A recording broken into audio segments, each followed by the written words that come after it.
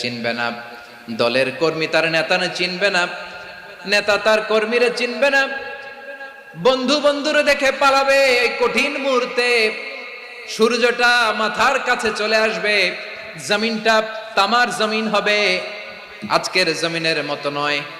মানুষ ঘর্মাক্ত, ক্লান্ত, শ্রান্ত মাথার মগজগুলো কানের ছিদ্র আর নাকের ছিদ্র দিয়ে বেয়ে বেয়ে পড়বে। বিশ্বনবী ফরমান, ময়দানে 7 শ্রেণীর ব্যক্তিকে রব্বুল আলামিন তার আরশের নিচে ছায়া দিবেন।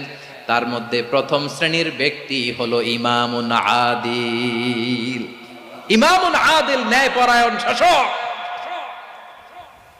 যে ইনসাফের সাথে বিচার করে, যে জাস্টিস সমাজে সার্ভ করে, যে সুশাসন নিশ্চিত করে, ওই ইমামুন আদিল। আদিল শব্দটা বুঝছেন না? ইন্নাল্লাহা ইয়া'মুরু বিল আদল।